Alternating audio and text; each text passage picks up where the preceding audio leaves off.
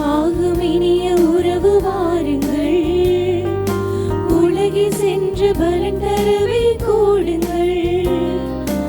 உதயமாகும் இனிய உறவு வாருங்கள், உலகி சென்று பலன் தரவே கூடுங்கள். பகிரும் உள்ளம் நாம் பெறுவோம் வாருங்கள், பகிரும் உள்ளம் நாம் பெறுவோம் வாருங்கள். நாம் பரம அன்பில் வாழ்ந்திடுவோம் கூடுங்கள், நாம் பரம அன்பில் வாழ்ந்திடுவோம் கூடுங்கள். வாருங்கள் வாருங்கள் தந்தை இல்லம் வாருங்கள், பாடுங்கள் பாடுங்கள் இயேசு நாமம் பாடுங்கள். வாருங்கள் வாருங்கள் தந்தை இல்லம் வாருங்கள், பாடுங்கள் பாடுங்கள் இயேசு நாமம் பாடுங்கள்.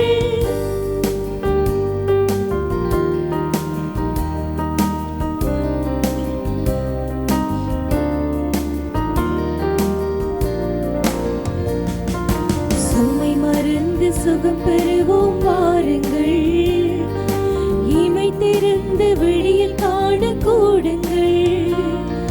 சுமை மருந்து சுகம் பெறுவோம் வாருங்கள், இமை திறந்து வெளியில் காண கூடுங்கள்.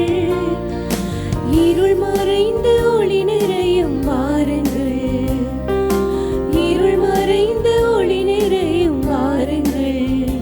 நாம் அருள் வாழ்வில் மகிழ்ந்திடுவோம் கூடுங்கள், நாம் அருள் வாழ்வில் மகிழ்ந்திடுவோம் கூடுங்கள். ஆண்டவரே, என் மேல் இரக்கமாயிரும், ஏனெனில் நாள் முழுவதும் உம்மை நோக்கி கூக்குரலிட்டேன். ஏனெனில் ஆண்டவரே, நீர் இனியவர், பரிவுள்ளவர், உம்மை நோக்கி மன்றாடும் அனைவருக்கும் பேரன்பு காட்டுபவர். தந்தை மகன் தூய ஆவியின் பெயராலே நம் ஆண்டவராகிய இயேசு கிறிஸ்துவின் அருளும் கடவுளின் அன்பும் தூய ஆவியின் நட்புறவும் உங்கள் அனைவரோடும் இருப்பதாக. ஆன்மாவோடும் இருப்பதாக. பொதுக்காலம் ஆண்டின் 22ஆம் ஞாயிறு திருவழிபாட்டில் பங்கேற்க ஓர் இனமாய் ஆலயம் வந்துள்ள இறை மக்களாகிய உங்கள் அனைவரையும் அன்புடன் வரவேற்கின்றோம். தாழ்ச்சியே தலையான புண்ணியங்களுள் முதன்மையானது. அருளை பெற்றுக்கொள்ள, இறை அருளை பெற்றுக்கொள்ள மிக முக்கியமான முதன்மையான பண்பான தாழ்ச்சியை நமதாக்கிக் கொள்ள இன்றைய திருவழிபாடு நம்மை அழைக்கிறது. தாழ்ச்சி என்பது தன்னையே இழிவாக நினைப்பதை குறிப்பது அன்று, மாறாக இறைவனுடைய திருவுளத்திற்கு கீழ்ப்படிவதற்கு வேண்டிய பணிவை குறிப்பிடுகிறது. நான் ஆண்டவரின் அடிமை என்று தன்னையே தாழ்த்தி கொண்ட அன்னை மரியா பெண்களுள் பேறு பெற்றவராகவும் எல்லா தலைமுறையினரும் அவரை பேறு பெற்றவர் என அழைக்கவும் இறைவன் திருவுளம் கொண்டார். இறைமகன் இயேசுவும் தம்மையே தாழ்த்தி அடிமை நிலையை ஏற்று நம் பாவங்களுக்காக இறந்ததால் இறைவன் அவரை எல்லாருக்கும் மேலாய் உயர்த்தி எப்பெயருக்கும் மேலான பெயரை அவருக்கு அருளினார் என்று புனித பவுல் எடுத்தியம்புகிறார்.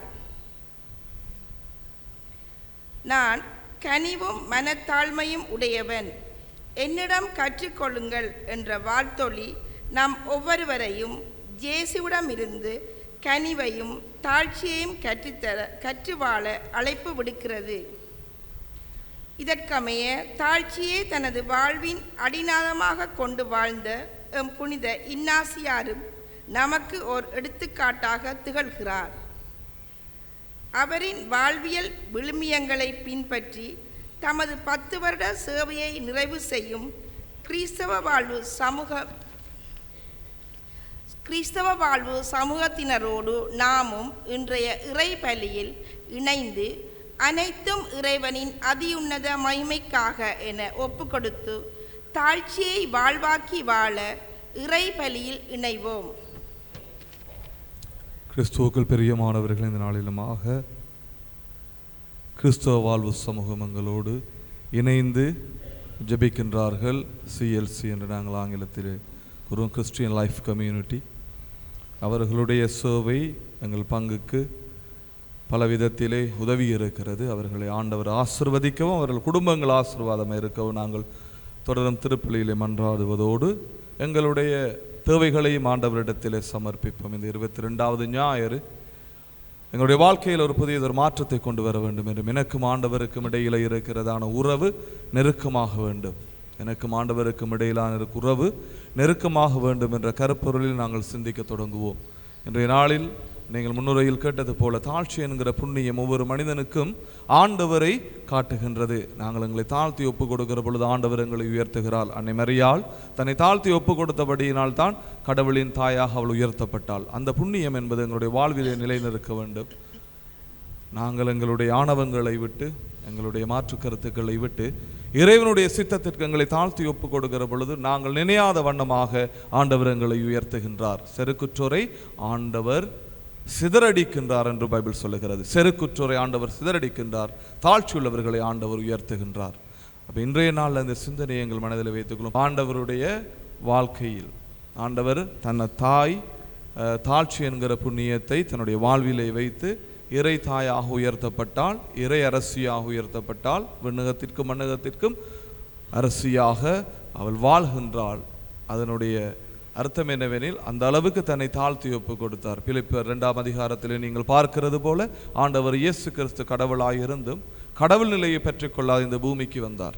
பூமிக்கு வந்து தாழ்ச்சி என்கிற புண்ணியத்தை ஏற்றுக்கொண்டு சிலுவை மரணத்தை, சிலுவையிலே அடிமை சாவை ஏற்கும் அளவுக்கு தன்னை தாழ்த்தினார். தாயும் மகனும், இறை தாயும் இறை மகனும் தங்களை தாழ்த்தியபடியினால் தான் இன்றைக்கு அவர்கள் இறைவனாக இருக்கின்றார்கள்.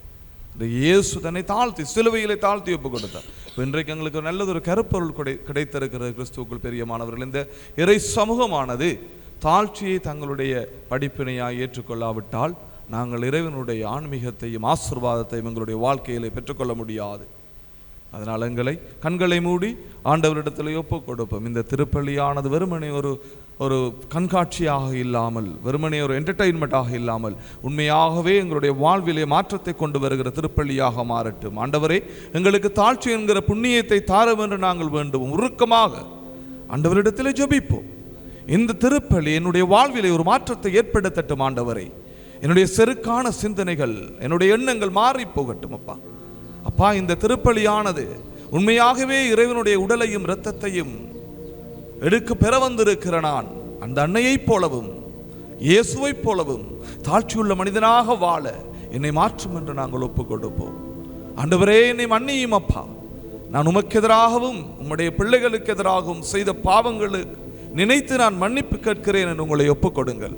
ஆண்டவரே, என் நாவினால் நான் செய்த பாவங்கள், என் கண்ணினால் நான் செய்த பாவங்கள், மனிதர்களை வேற்றுமையோடும் வெறுப்போடும் பார்த்த சந்தர்ப்பங்களை நினைத்து மனம் வருந்துகிறேன். ஆண்டவரே, எனக்குள்ளே ஒரு புதியதொரு சக்தியை, ஆவியின் வல்லமையை தாரும். ஆண்டவரே, ஒவ்வொரு மனிதனையும் என்னுடைய சகோதரன் சகோதரியாக நினைத்து வாழவும், என்னுடைய செருக்கான இருதயமும் வஞ்சகம் நிறைந்த நாவும் என்னை விட்டு அகன்று போகட்டும். ஆண்டவரே, ஆசீர்வாதமான வார்த்தைகளை பேசுகிற மகனாய் மகளாய் நான் வாழவும், என்னுடைய குடும்பத்திற்கு ஆசீர்வாதத்தை கொண்டு வருகிற மகனாய் நான் இருக்கவும் உங்களை ஒப்புக் கொடுங்கள். ஆண்டவரிடத்திலே கிறிஸ்துவுக்குள் பிரியமானவர்களே, இது தெய்வீக பிரசன்னம் இருக்கிற இடம். இந்த பிரசன்னத்திலே உங்களை நீங்கள் தாழ்த்தி ஒப்புக் கொடுக்காவிட்டால் இது வெறுமனே ஒரு சடங்காய் மாறிவிடும். உங்களுடைய வாழ்விலே மாற்றத்தை ஏற்படுத்துகிற ஒரு திருப்பலியாய் இருக்க முடியாது. இறைவனுடைய சிந்தையை கொண்டிருக்கும்படிக்கு வேதம் சொல்லுகிறது, எங்கு ஒரு மனிதனோ இருவர் என்னுடைய நாமத்தில் கூடியிருக்கிறார்களோ அங்கு நான் கூடியிருப்பேன் என்று வாக்குத்தத்தம் கொடுத்த என் நல்ல தகப்பன் இயேசுவே, இந்த பிள்ளைகளை ஆசீர்வதியும். ஆண்டவரே, இவர்கள் ஆசீர்வாதத்தோடு உம்மை தொழவும், ஆவியிலே நிறைந்து உம்மை பின்பற்றவும் இவர்களை ஆசீர்வதியும். இந்த சமூகம் தெய்வீக சமூகமாய் மாறட்டும். எங்களுடைய பாவங்களை ஏற்றுக்கொள்வோம். எங்களுக்கு எதிராய் பாவம் செய்தவர்களையும் மன்னிப்போம். யாரையாவது நீங்கள் மன்னிக்க முடியாமல் விடத்தில் இருந்தால் அவர்களை மன்னித்து விடுங்கள். யாரையாவது உங்களுக்கு ஏற்றுக்கொள்ள முடியாமல் இருந்தால் அவர்களை ஏற்றுவிடுங்கள். இயேசுவின் நாமத்திலே எங்களுடைய இந்த திருப்பலி பிதாவுக்குரியதாகவும் மகனுக்கு ஏற்புடையதாகவும் தூயாவியானவர்களே நிறைந்து ஒப்புக் கொடுக்கிற திருப்பலியாய் மாறட்டும். எல்லாம் வல்ல இறைவனிடமும் சகோதர சகோதரிகளே உங்களிடமும் நான் பாவியனை ஏற்றுக்கொள்கிறேன். ஏனெனில் என் சிந்தனையாலும் சொல்லாலும் செயலாலும் கடமையில் தவறியதாலும் பாவங்கள் பல செய்தேன். என் பாவமே என் பாவமே என் பெரும் பாவமே. ஆகையால் எப்பொழுதும் கன்னியான பரிசுத்த மரியாதையும் வானதூதர் புனிதர் அனைவரையும் சகோதர சகோதரிகளே உங்களையும் நம் இறைவனாகிய ஆண்டவரிடம் எனக்காக வேண்டிக் கொள்ள மன்றாடுகின்றேன். எல்லாம் வல்ல இறைவன் நம் மீது இரக்கம் வைத்து நம் பாவங்களை மன்னித்து நம்மை நிலை வாழ்வுக்கு அழைத்துச் செல்வாராக. ஆமென்.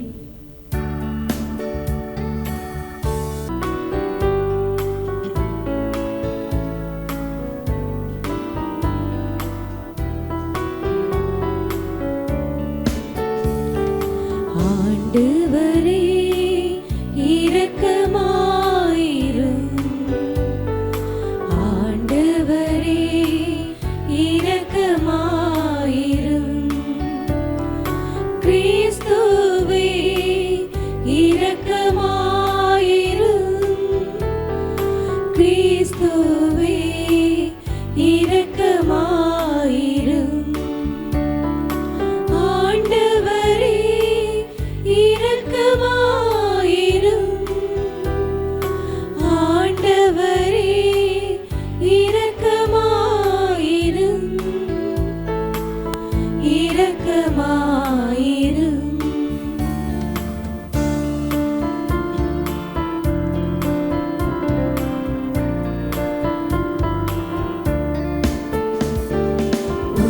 உன்னதங்களிலே இறைவனுக்கு மாட்சிமையுண்டாகுக.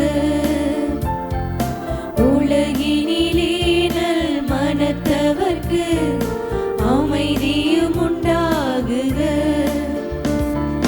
புகழுகின்றோம் யாம் உம்மையே, வாழ்த்துகின்றோம் இறைவனே. உமக்கு ஆராதனை புரிந்து உம்மை மகிமைப்படுத்துகின்றோம். உமது மேலா மாட்சிமைக்காக உமக்கு நன்றி நவிழ்கின்றோம். ஆண்டவராமம் இறைவனே, இணையில்லாத விண்ணரசே, ஆற்றல் அனைத்தும் கொண்டிறங்கும் தேவ தந்தை இறைவனே, மகனாக ஜெனித்த ஆண்டவர் இயேசு கிறிஸ்து இறைவனே. ஆண்டவராமம் இறைவனே, இறைவனின் திருச்செம்மறியே, தந்தையினின்று நித்தியமாக ஜெனித்த இறைவன் மகனே நீ. உலகின் பாவம் போக்குபவரே, நீரம் மீது இறங்குவீர். உலகின் பாவம் போக்குபவரே, மன்றாட்டை ஏற்றருள்வீர். தந்தையின் பலத்தில் வீற்றிருப்பவரே, நீரம் மீது இறங்குவீர். ஏனெனில் இயேசு கிறிஸ்துவே நீரொருவரே தூயவர், நீரொருவரே ஆண்டவர், நீரொருவரே உன்னத பரிசுத்த ஆவியுடன் தந்தை இறைவன் மாட்சியில் உள்ளவர் நீரே.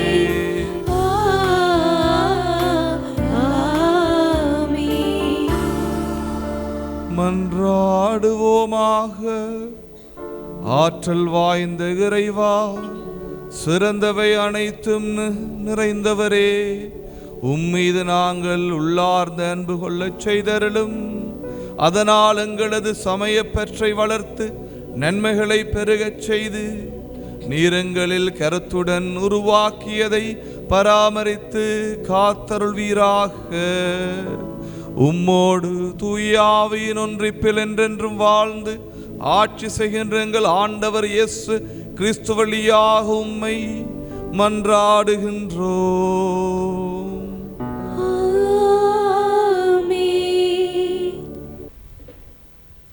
முதல் வாசகம். நீ செய்வது அனைத்தையும் பணிவோடு செய். சீராக் ஞான நூலிலிருந்து வாசகம். அதிகாரம் 3, திருவசனங்கள் 17 தொடக்கம் 18, 20, 28 தொடக்கம் 29 முடிய. குழந்தாய், நீ செய்வது அனைத்தையும் பணிவோடு செய். அவ்வாறாயின் கடவுளுக்கு உகந்தோர் உனக்கு அன்பு காட்டுவர். நீ பெரியவனாய் இருக்கும் அளவுக்கு பணிந்து நட. அப்போது ஆண்டவர் முன்னிலையில் உனக்கு பரிவு கிட்டும். ஆண்டவரின் ஆற்றல் பெரிது, ஆயினும் தாழ்ந்தோரால் அவர் மாற்றி பெறுகிறார். இருமாப்பு கொண்டோரின் நோய்க்கு மருந்து இல்லை, ஏனெனில் தீமை அவர்களுள் வேரூன்றி விட்டது. நுண்ணறிவாளர் உவமைகளை புரிந்து கொள்வார். ஞானிகள் கேட்டறியும் ஆவல் மிக்கவர்கள். இது ஆண்டவர் வழங்கும் அருள்வாக்கு. இறைவனுக்கு நன்றி.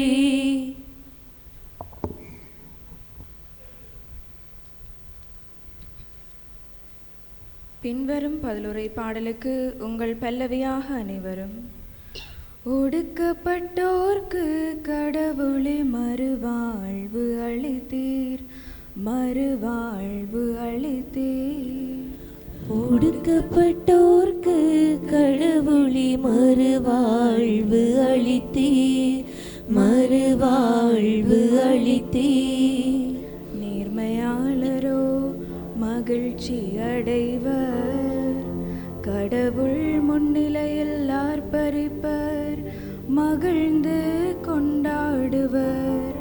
கடவுளை புகழ்ந்து பாடி அவரது பேரை போற்றுங்கள். ஆண்டவர் என்பது அவர் தம் பெயரா. ஒடுக்கப்பட்டோர்க்கு கடவுளே மறுவாழ்வு அளித்தீர், மறுவாழ்வு அளித்தீர். திக்கற்ற பிள்ளைகளுக்கு தந்தையாகவும் கணவனை இழந்தாளின் காப்பாளராகவும் இருப்பவர். தூயகத்தில் உறையும் கடவுள் தனித்திருப்போருக்கு கடவுள் உறைவிடம் அமைத்து தருகின்றார். சிறைப்பட்டோரை விடுதலை வாழ்வுக்கு அழைத்து செல்கின்றார். ஒடுக்கப்பட்டோர்க்கு கடவுளே மறுவாழ்வு அளித்தீர், மறுவாழ்வு அளித்தீர். கடவுளே, உரிமையான நாட்டின் மீது மிகுதியாக மழை பொழிய செய்தீர். வறண்டு போன நிலத்தை மீண்டும் வளமாக்கினீர். உமக்குரிய உயிர்கள் அதில் தங்கியிருந்தன. கடவுளே, நீர் நல்லவர். எனவே ஒடுக்கப்பட்டோருக்கு மறுவாழ்வு அளித்தீர்.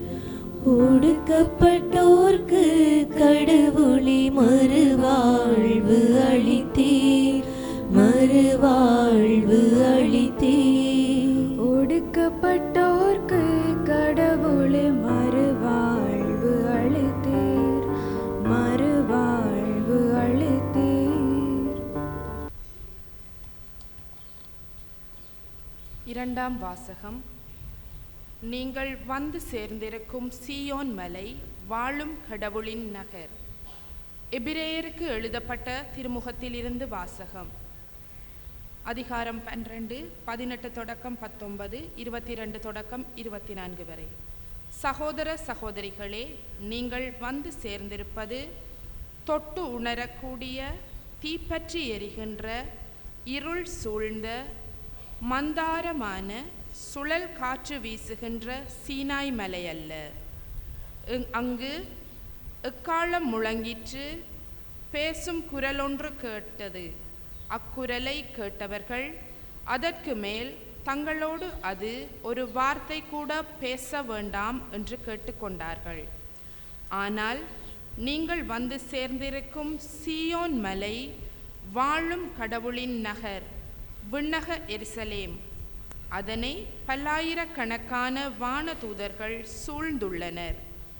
விண்ணகத்தின் பெயர் எழுதப்பட்டுள்ள தலைப்பேறானவர்களின் திருச்சபை விழா கூட்டமென அங்கே கூடியுள்ளது. நிறைவு பெற்ற நேர்மையாளர்களோடு சேர்த்து அனைவருக்கும் நடுவரான கடவுள் முன்னிலையிலும் புதியதோர் உடன்படிக்கையின் இணைப்பாளராகிய இயேசுவின் முன்னிலையிலும் நிற்கின்றீர்கள். இது ஆண்டவர் வழங்கும் அருள்வாக்கு. இறைவனுக்கு நன்றி.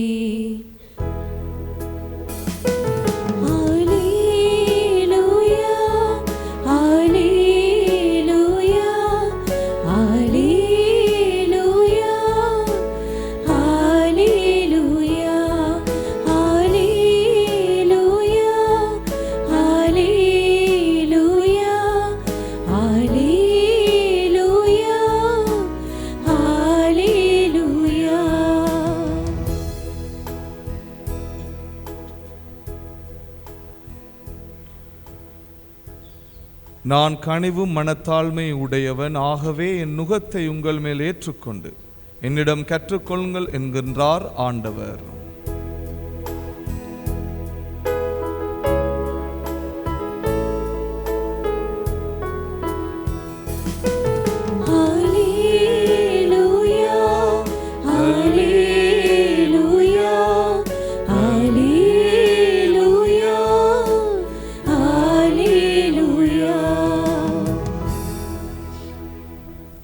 ஆண்டவர் உங்களோடு இருப்பாராக, உம் ஆன்மாவோடும் இருப்பாராக. புனித லூக்கா எழுதிய நற்செய்தியிலிருந்து வாசகம். ஆண்டவரே, மாட்சி உமக்கே.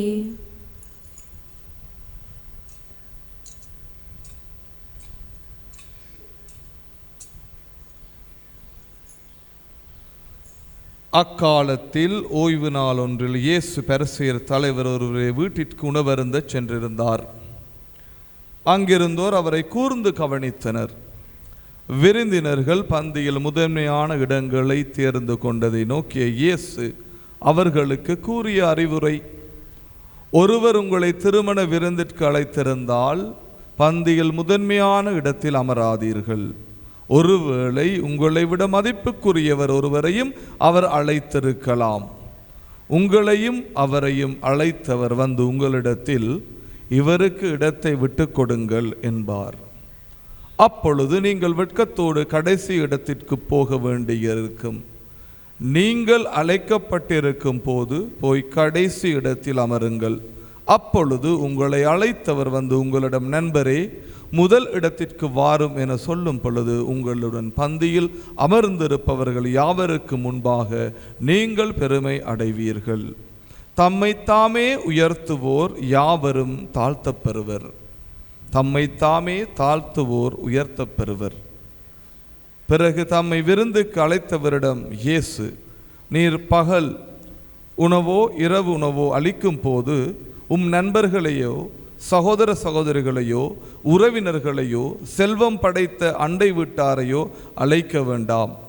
அவ்வாறு அழைத்தால் அவர்களும் உம்மை திருப்பி அழைக்கலாம். அப்பொழுது அதுவே உமக்கு கைமாறு ஆகிவிடும். மாறாக நீர் விருந்து அளிக்கும் போது ஏழைகளையும் உடல் ஊனமுற்றோரையும் கால் ஊனமுற்றோரையும் பார்வையற்றோரையும் அழையும். அப்போது நீர் பெறு பெற்றவராவீர். ஏனென்றால் உமக்கு கைமாறு செய்ய அவர்களிடம் ஒன்றும் இல்லை. நேர்மையாளர்கள் உயிர்த்தெழும் போது உமக்கு கைமாறு கிடைக்கும் என்று கூறினார். இது எமது ஆண்டவர் இயேசு கிறிஸ்து வழங்கும் நற்செய்தி. கிறிஸ்துவே உமக்கு புகழ். கிறிஸ்துவுக்குள் பிரியமானவர்களே, இந்த வாசகத்தை நீங்கள் அடிக்கடி கேட்டிருப்பீர்கள். இந்த வாசகத்திலே தாழ்ச்சியை பற்றி ஒரு இடத்துக்கு போனால் கடைசியானவர் முதன்மையாவர், முதன்மையானவர் கடைசியாவர் என்று நீங்கள் கேட்டிருப்பீர்கள். அதற்கு முன்பதாக இது ஒரு திருமண வைபவம், கான்டெக்ஸ்ட் ஆஃப் அ வெட்டிங். அந்த திருமண வைபவ நிகழ்விலே தான் இப்படி ஆண்டவர் சொல்லுகிறார். அப்போ ஆண்டவர் எங்களுக்கு வேண்டி நிற்கிறார். அப்படிப்பட்ட ஒரு திருமணம் என்பது அனைவரும் ஆடி பாடி குடித்து சந்தோஷமாக celebrate the wedding. Celebrate the wedding. அது சந்தோஷமாக என்னன்னா ஒரு ஆணும் பெண்ணும் ஆண்டவருக்குள்ளாக இணைந்து அவர்கள் புதிய ஒரு வாழ்க்கையை கொண்டாட போகிறார்கள். அந்த கல்யாண வீடு நாங்கள் சத்தம் போட்டு யாராவது சொன்னால் என்ன சொல்லுவோம்? யாராவது சத்தம் போட்டு பெருசாக கதைச்சோன்னே 2 விஷயம் சொல்லுவோம். ஒன்று சொல்லுவோம் இது ஒன்றும் மார்க்கெட் இல்லைன்னு சொல்லுவோம். இது ஒன்றும் மார்க்கெட் இல்லை, டோன்ட் ஷவுட், சத்தம் போடாது. எல்லாத்தையும் சொல்லுவோம் இது ஒன்றும் கல்யாண வீடு இல்லை, நீ கத்தி ஆடுறதுக்கும் பாடுறதுக்கும். அப்போ கல்யாண வீடு என்கிற ஒரு கான்டெக்ட்ல ஆண்டவரை சொல்ல, நீ ஒரு கல்யாண வீட்டுக்கு ஒன்று ஒரு அழைச்சிருந்தாலும் ஒரு திருமண வீட்டிற்கு ஒன்று ஒரு அழைத்திருந்தாலும் அங்கு சென்று நீ கடைசியான இடத்தை தேர்ந்து கொள். ஏனென்றால் உன்னை விட மதிப்பு மிக்கவன் அங்கு வருகிற பொழுது நீ முதன்மையான இடத்தில் இருக்கிற நேரம் சொல்ல, நீ கொஞ்சம் பின்னுக்கு போய் இருக்கிறீங்களான்னு கேட்குற நேரம் அது அவமானமாக எங்களுக்கு இருக்கும். அதனால் தனக்குரிய இடத்தை தான் அறிந்திருக்க வேண்டும். இருக்கும் இடத்தில் இருந்து கொண்டால் எல்லாம் சௌக்கியமே, கருடன் சொன்னதென்ற மாதிரி தனக்குரிய இடத்தை நீ அறிந்திருக்கிற பொழுது உன் வாழ்க்கையிலே அவமானங்களுக்கு நீ முகம் கொடுக்க தேவையில்லை. இன்றைக்கு பலர் அவமானப்படுவதற்குரிய காரணம் மற்றவர்கள் அல்ல, நாங்கள் தான். எங்களுக்கு எங்களுடைய இடம் எங்கென்று தெரியவில்லை. இருக்க இடம் கொடுத்தா தூங்குறதுக்கு பாய் கேட்கிற சமூகமாக நாங்கள் மாறிவிட்டோம். நாங்கள் எங்கு இருக்க வேண்டுமோ அந்த இடத்தை நீ அறிந்திருக்கிற பொழுது உனக்கு எந்த பிரச்சனையும் இல்லை. This is what your place in the society. இதுதான் உன்னுடைய இடம் உன்னுடைய சமூகத்திலே. அதை நீ சரியாக அறிந்து கொண்டாயானால் நீ இன்னொருவருக்கு தொந்தரவில்லாமல் இருப்பாய். இல்லாட்டி நீ உன்னை you push yourself into the community. நீ உன்னை புஷிங், உன்னை யாருக்கும் பிடிக்காது. ஆனால் நீ போய் ப்ளீஸ் பண்ணி அவங்கள அறியப்படுத்தி அவங்கள தொந்தரவு படுத்தி எப்படியாவது அந்த சமூகத்திலே சேர வேண்டும், எப்படியாவது அவர்கள் என்னுடைய நண்பர்கள் என்று சொல்ல வேண்டும் என்று சொல்லி நீ உன்னை அறியாமலே உன்னை நீ அவமானப்படுத்திக் கொள்கிறாய். கிறிஸ்துவுக்குள் பிரியமானவர், the life rule is like this. உன்னிடம் விருப்பம் உள்ளவர்களும் உன்னை நேசிப்பவர்களும் உன்னை தேடி வருவார்கள். That's it. நீயா போய் தேடி போய் சொல்ல தேவையில்லை, நீயா போய் தேடி போய் உறவை வளர்க்க தேவையில்லை. உன்னை அவர்கள் நேசிக்கிற பொழுது அவர்கள் உன்னிடத்திலே வருவார்கள். அவமானப்படாதீங்க சமூகத்திலையும் சபைகளிடத்திலையும். அப்படி நாங்கள் எங்களை விருப்பமில்லாத ஒரு சமூகத்தில் இணைத்துக் கொள்ளுகிற பொழுது எங்களை போக விட்டு பேசுவாங்க. இவனுக்கு என்ன அறிவில்லையோ தெரியாது வந்துட்டு நிற்கிறான். எத்தனை தரம் வருவார்கள். கிறிஸ்துவுக்குள் பிரியமானவர்களை நாங்கள் தமிழில் சொல்கிற பொழுது நாங்கள் கெத்தான் வாழணும். எங்கட வாழ்க்கையை கெத்தான் வாழணும். யூ ஹேவ் டு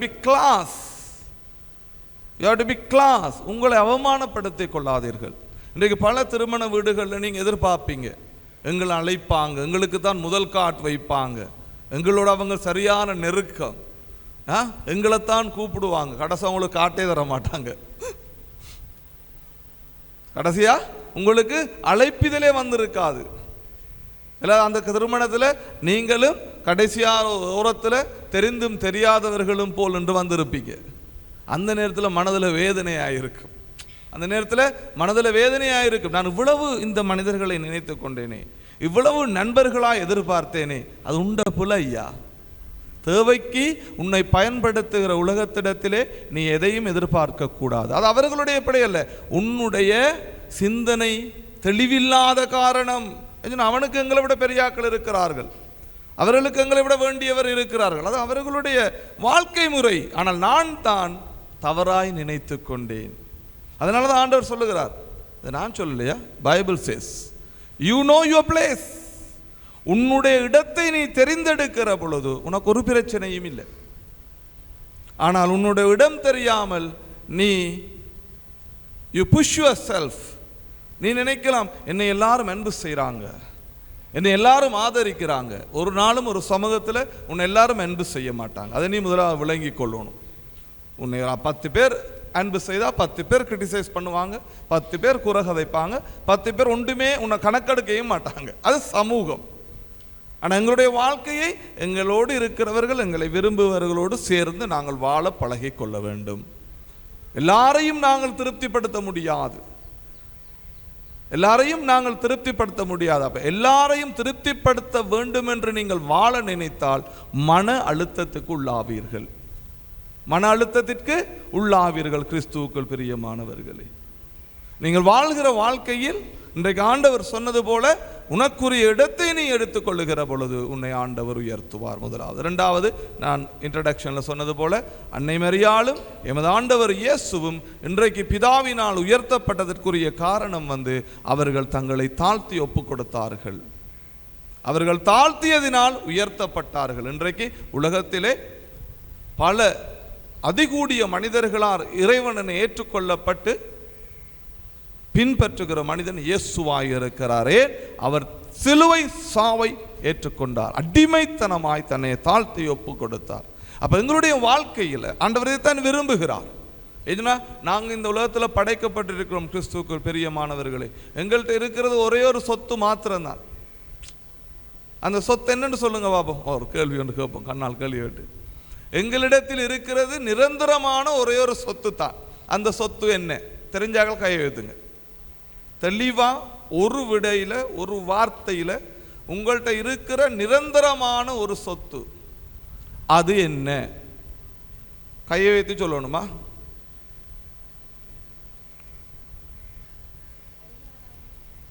மைக்ல சொல்லு பாப்போம்.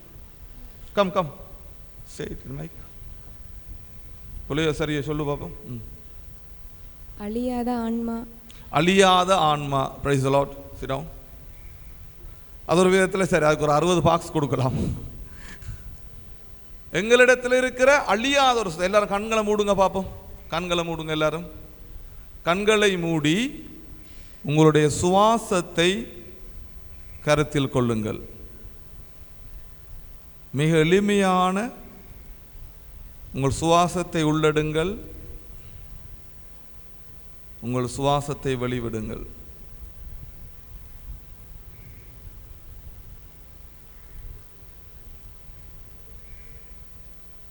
மெதுவாக கண்களை திறங்க. சரி, இந்த சுவாசம் மட்டும்தான் எங்களுக்கு சொந்தமானது. எங்களோட வாழ்க்கையில் வேற ஒன்றுமே இல்லை. இந்த சுவாசம் நின்றுச்சு என்று சொன்னால் சாப்டர் ஓவர். ஆனால் இந்த சுவாசத்தை நாங்கள் உணர்வதே இல்லை. நாங்கள் சைக்காலஜியில் சொல்லுவோம், unconscious activity of a body, human body is breathing. இந்த சுவாசத்தை இப்போ நான் சொன்னோன்னு தான் நீங்கள் டக்குன்னு அவேர்னஸ் வந்திருப்பீங்க.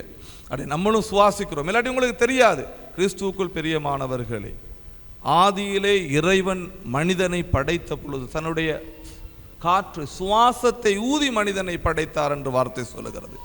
உனக்கும் எனக்கும் நிரந்தரமாக இருக்கிற ஒரே ஒரு சொத்து இறைவனால் கொடுக்கப்பட்ட இந்த மூச்சு காத்து. இந்த மூச்சு காத்து நின்றா எல்லாம் ஓவர். மற்றதெல்லாம் நாங்கள் சேர்த்து கொண்டது எங்களுடைய பயத்தினாலும் எங்களுடைய தேவைகளினாலும் எங்களுடைய ஆணவத்தினாலும் சேர்த்து கொண்டது. உறவுகளாயிருக்கலாம், உணர்வுகளாயிருக்கலாம், உடைமைகளாயிருக்கலாம், எங்களை அன்பு செய்கிற உள்ளங்களாயிருக்கலாம். இவை அனைத்தையும் நாங்கள் சேர்த்து கொண்டது எதனால்?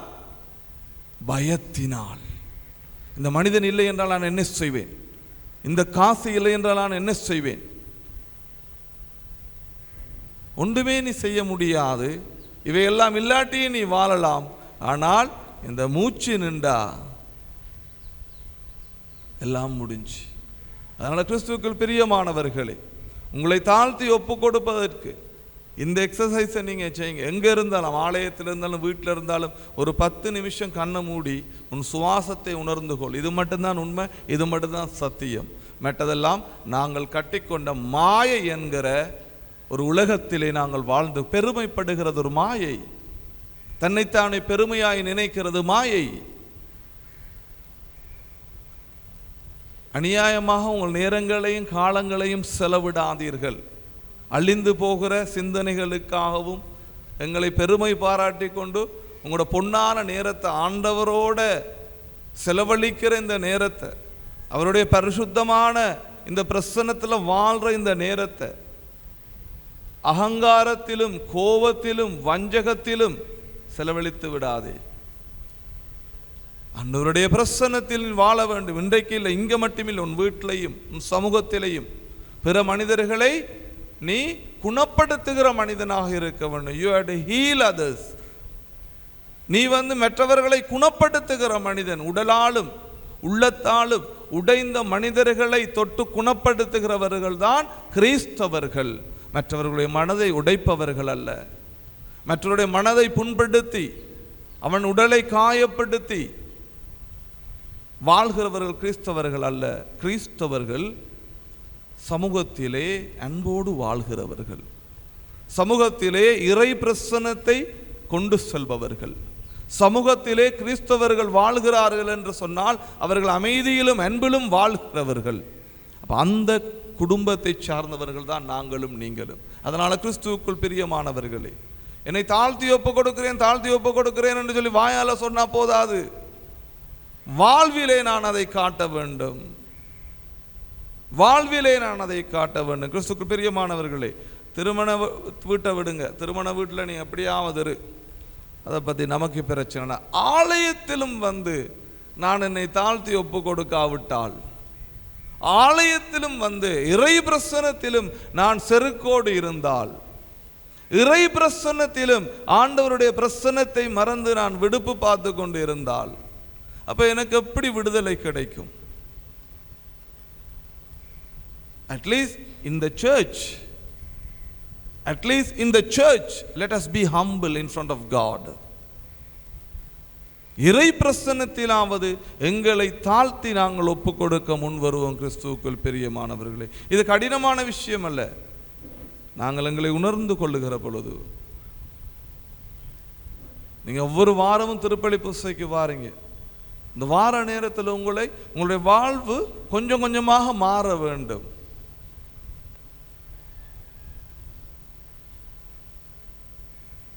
இப்படி வரக்கூடாது. அடிக்கடி ஒரு பழமொழி ஒன்று சொல்லுவாங்க, வந்த மாமியார் வர மாமியார் கழுத போல, வந்த மாமியார் குதிரை போல. இது மாமியாருக்கு சொல்றது இல்லை, மாமியார்லாம் கோவிக்காதீங்க. இது ஒரு மனிதனுடைய நடத்தையை சொல்றது, எங்களை திருச்சபை வாழ்க்கை அப்படி இருக்கக்கூடாது. பழைய கிறிஸ்தவர்களாய் இந்த பங்குல, இந்த பக்தி சபையில் பணியாற்ற நீங்கள் கழுதைகளாக மாறக்கூடாது. இனி ஒன்றுக்கு மேலாது இனி எப்படியாவது இழுத்துட்டு போவோம்னு இருக்கிறது. புதுசாக வந்து சேர்ந்தவன் குதிரை மாதிரி, ஒரு வேலையை சொன்னால் 9 வேலையை செய்வான்.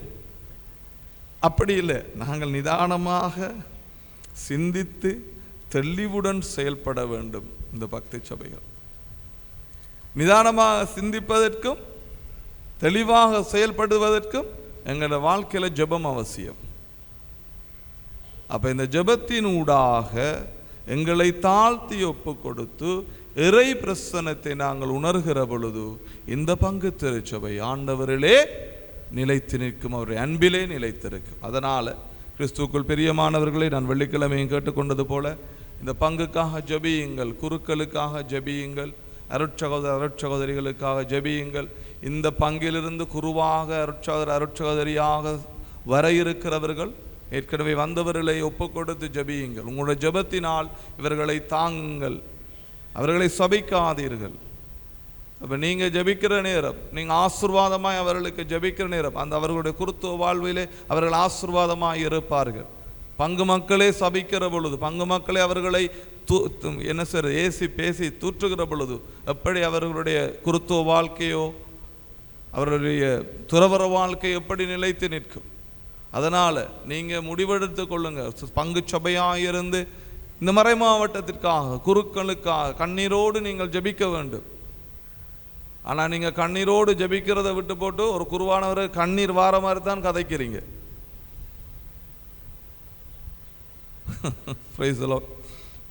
அதில் ஃப்ளோவில் வந்துட்டு, ஆனாலும் நான் என்ன கேட்டுக்கொள்கிறேன்னு சொன்னால், ஜெபியுங்க. ஜெபிக்காத குடும்பம் நிலைக்காது. சுபமாலை எடுத்து சொல்லுங்க. எத்தனை பேருக்கு சுபமாலை கொடுத்துருக்கிறேன் நான். இங்கே வந்ததில் இல்லாமல் 48 சுபமாலை கொடுத்துருக்கிறேன். அந்த சுபமாலையை வீட்டை கபட்டுக்குள்ளே பூட்டிட்டு வைக்காதீங்க. தயவு செய்து அருணர் இந்த மாதிரியே வாழ்க உங்கள் குடும்பங்களிலே உச்சரிக்கப்படட்டும், அது மற்றவருடைய காதுகளுக்கு கேட்கட்டும். கடைசியாக உங்களிடத்தில் நான் கேட்டுக்கொள்வது என்னவென்று சொன்னால், அன்னை மரியாளை போல உங்களை தாழ்த்தி ஒப்பு கொடுத்து சுபமாலை சொல்லுங்கள். வீட்டில் நீங்கள் சுபமாலை சொல்கிற பொழுது இந்த பிள்ளைகளுடைய எதிர்காலம் நல்லா இருக்கும், என்னுடைய எதிர்காலம் நல்லா இருக்கும், உங்கள் அனைவருடைய எதிர்காலமும் நல்லா இருக்கும். ஆமேன். அங்கு எழுந்து நின்று எங்களுடைய விசுவாசத்தை அறிக்கையிடுவோம்.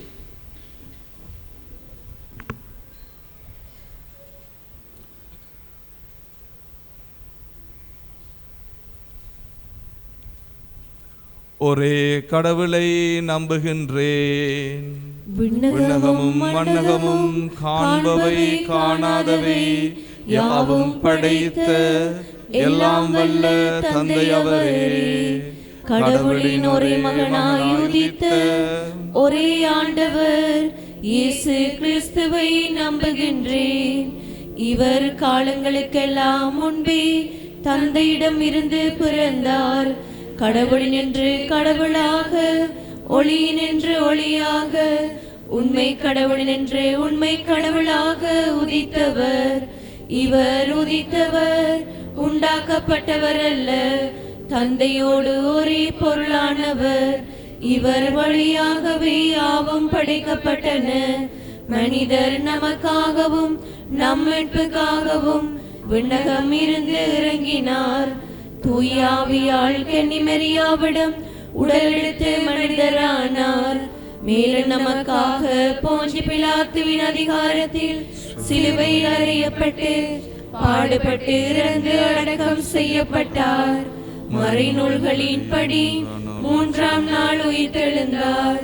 விண்ணகத்துக்கு எழுந்தருளி எல்லாம் வல்ல தந்தையின் வலப்பக்கம் வீற்றிருக்கின்றார். வாழ்வோரையும் இறந்தோரையும் தீர்ப்பிட மாட்சியுடன் மீண்டும் வர இருக்கின்றார். அவரது ஆட்சிக்கு முடிவிராது. தந்தையிடம் இருந்தும் மகனிடமிருந்தும் புறப்படும் ஆண்டவரும் உயிரளிப்பவருமான தூய ஆவியாரை நம்புகின்றேன். இவர் தந்தையோடும் மகனோடும் ஒன்றாக ஆராதனையும் ஆட்சியும் பெறுகின்றார். இறைவாக்கினர்கள் வாயிலாக பேசியவர் இவரே.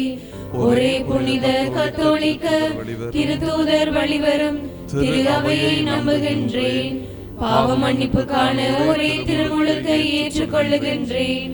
இறந்தோரின் உயிர்ப்பையும் வரவிருக்கும் மறுவுலக வாழ்வையும் எதிர்பார்த்திருக்கின்றேன். ஆமென்.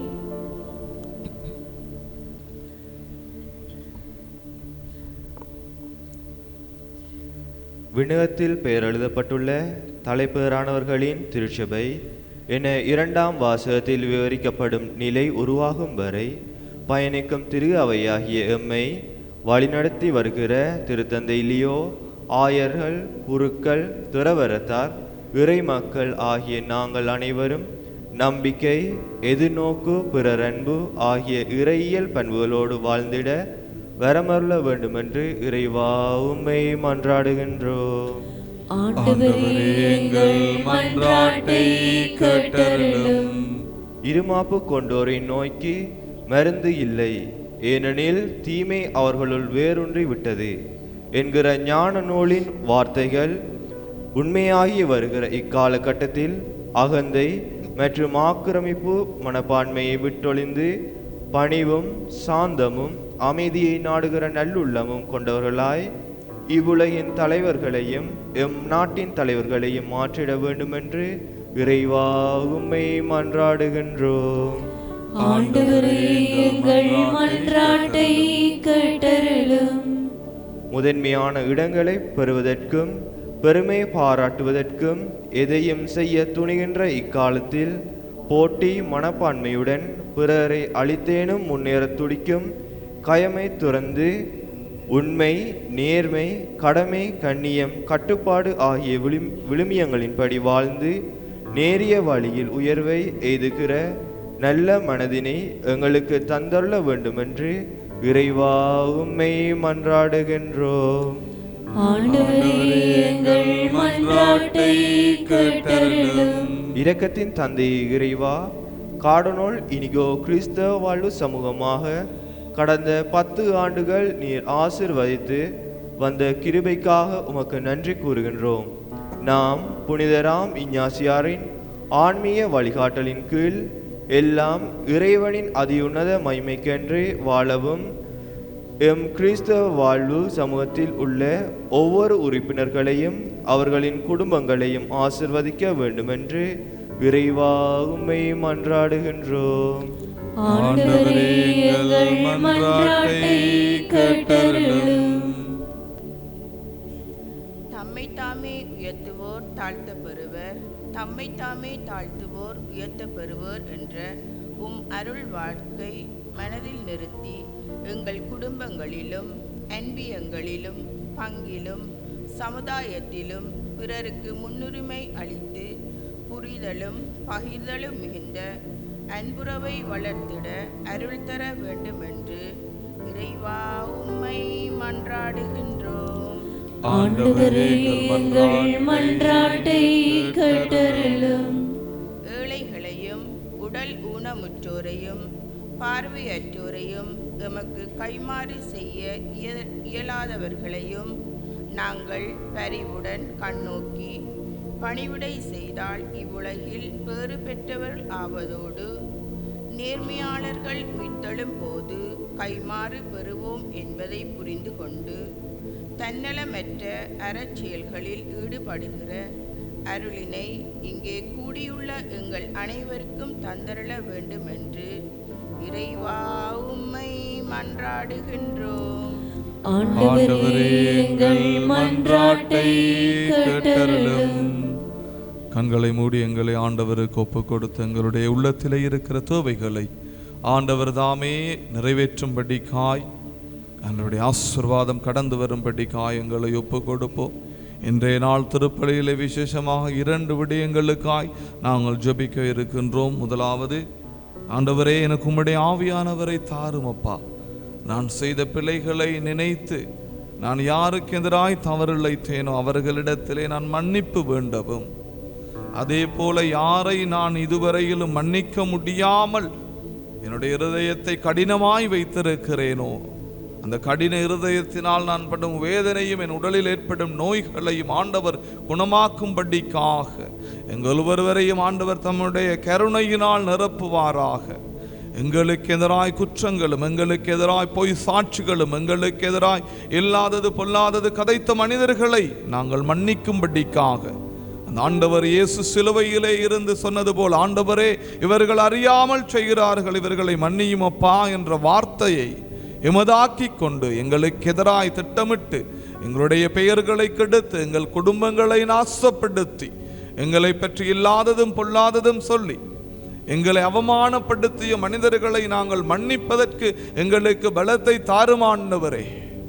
எங்களுடைய அன்பினால் இடைக்கட்டும் சுவாமி.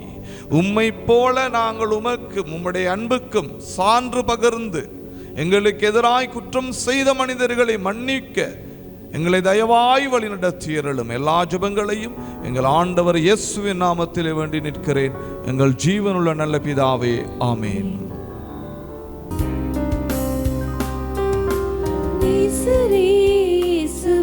உன் பீடமே வருகிறேன், என்னை உன்னிடம் காணிக்கை தருகிறேன். நேசரே இயேசுவே உன் பீடமே வருகிறேன், என்னை உன்னிடம் காணிக்கை தருகிறேன். ஒன்று கொடுத்தால் பல சேரும், உணர்ந்தே நாளும் தருகின்றேன். ஒன்று கொடுத்தால் பல சேரும், உணர்ந்தே நாளும் தருகின்றேன். நேசரே இயேசுவே உன் பீடமே வருகிறேன், என்னையே உன்னிடம் காணிக்கை தருகிறேன்.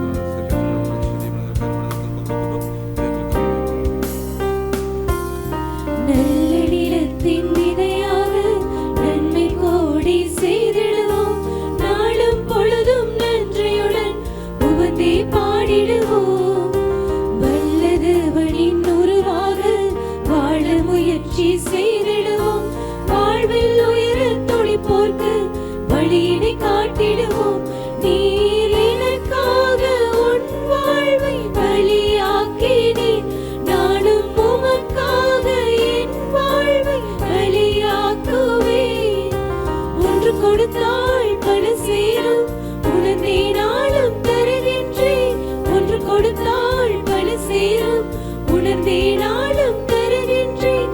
ஈசரே இயேசுவே உன் பிடமே வருகிறேன். என்னை உன்னிடம் காணிக்கை தருகிறேன்.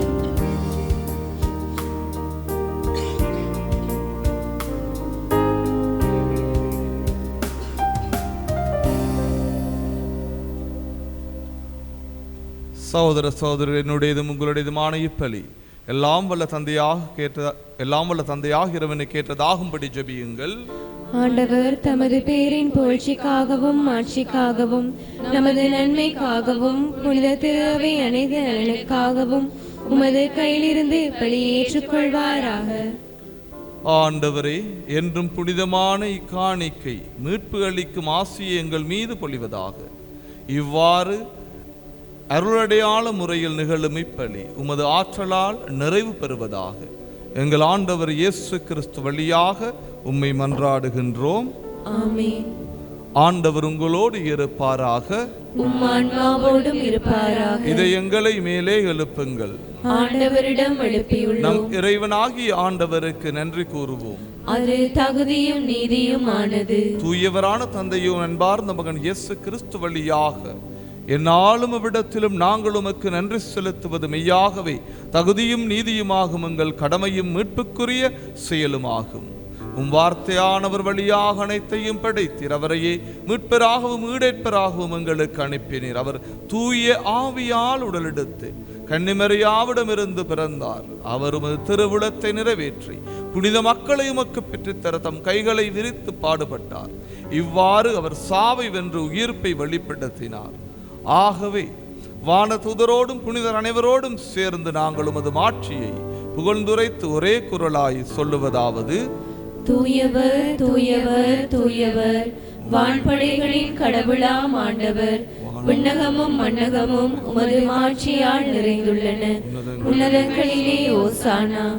ஆண்டவர் பேரால் வருகிறவர் ஆசீர் பெற்றவர். உன்னதங்களிலே ஓசானா. ஆண்டவரே, நீர் மெய்யாகவே தூயவர், தூய்மை அனைத்திற்கு முற்று.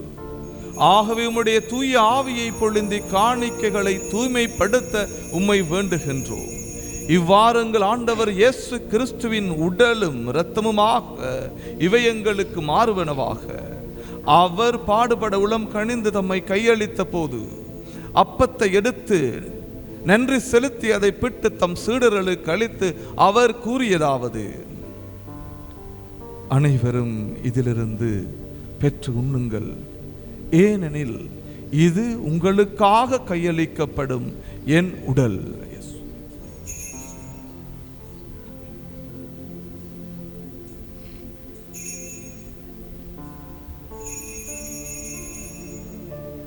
அவ்வண்ணமே இரவு விருந்தை அருந்திய பின் கிண்ணத்தையும் எடுத்து மீண்டும் உமக்கு நன்றி கூறி தம் சீடர்களுக்கு அளித்து அவர் கூறியதாவது: அனைவரும் இதிலிருந்து பெற்று பருகுங்கள், ஏனெனில் இது புதிய நிலையான உடன்படிக்கைக்குரிய என் இரத்தத்தின் கிண்ணம். இது பாவ மன்னிப்புக்கென்று உங்களுக்காகவும் பலருக்காகவும் சிந்தப்படும். இதை என் நினைவாக செய்யுங்கள்.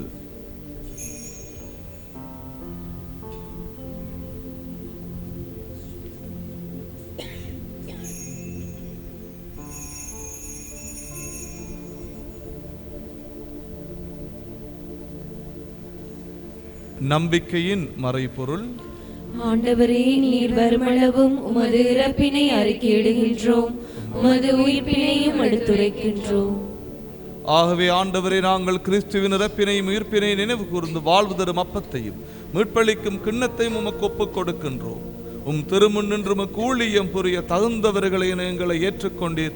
எனவே உமக்கு நன்றி செலுத்துகின்றோம்.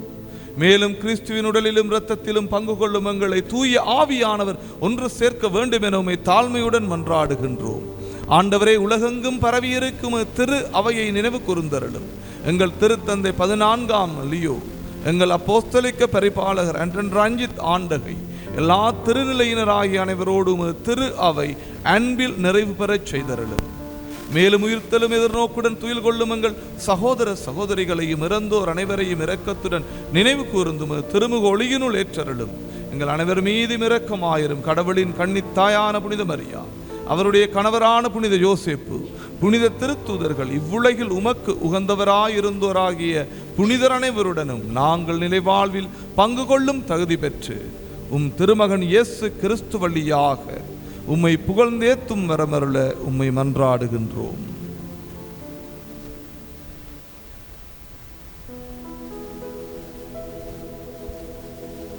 இவர் வழியாக, இவரோடு, இவரில்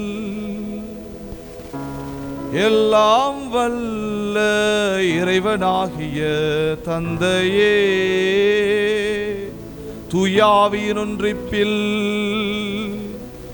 எல்லா புகழும் மாற்றியும் என்றென்றும் உமக்கு உரியதே.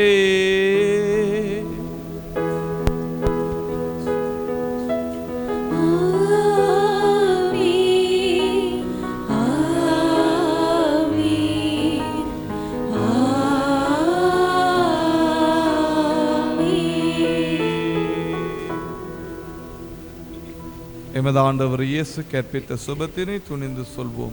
விண்ணுலகில் இருக்கிற எங்கள் தந்தையே, உமது பெயர் தூயது என போற்ற பெறுக. உமது ஆட்சி வருக. உமது திருவுளம் விண்ணுலகில் நிறைவேறுவது போல மண்ணுலகிலும் நிறைவேறுக. எங்கள் அன்றாட உணவை இன்று எங்களுக்கு தாரும். எங்களுக்கு எதிராக குற்றம் செய்வோரை நாங்கள் மன்னிப்பது போல எங்கள் குற்றங்களை மன்னியும். எங்களை சோதனைக்கு உட்படுத்தாதையும் தீமையிலிருந்து எங்களை விடுவித்தருளும். ஆண்டவரே, தீமை அனைத்திலிருந்தும் எங்களை விடுவித்து எங்கள் வாழ்நாளில் அமைதியை கனிவுடன் அருள உம்மை மன்றாடுகின்றோம். இரக்கத்தின் உதவியால் நாங்கள் எப்பொழுதும் விடுதலை பெற்று யாதொரு கலக்கமும் இன்றி நலமாயிருப்போமாக. நாங்கள் எதிர்நோக்கி இருக்கும் பேரின்பத்திற்காகவும் மீட்பராகிய இயேசு கிறிஸ்துவின் வருகைக்காகவும் காத்திருக்கின்றோம். ஏனெனில் ஆட்சியும் வல்லமையும் ஆட்சியும் என்றென்றும் உமதே. ஆண்டவரே இயேசு கிறிஸ்துவே, அமைதியை உங்களுக்கு விட்டுச் செல்கிறேன், என் அமைதியை உங்களுக்கு அளிக்கின்றேன் என்றும் திருத்துதர்களுக்கு மொழிந்தீரே. எங்களுடைய பாவங்களை பாராமல் உமது திரு அவையின் நம்பிக்கையை கண்ணோக்கி உமது திருவுளத்திற்கேற்பதற்கு அமைதியையும் ஒற்றுமையையும் அளித்தருள்வீராக. என்றென்றும் வாழ்ந்து ஆட்சி செய்கின்றவர் நீரே. ஆமென். ஆண்டவருடைய அமைதி உங்களோடு என்றும் இருப்பதாக. உம் ஆன்மாவோடும் இருப்பதாக. ஒருவருக்கொருவர் எமது ஆண்டவர் இயேசு கிறிஸ்து தருகின்ற அமைதியினை பகிர்ந்து கொள்வோம். நமது ஃபேஸ்புக் மற்றும் யூடியூப் பக்கத்தை லைக் செய்யுங்கள்.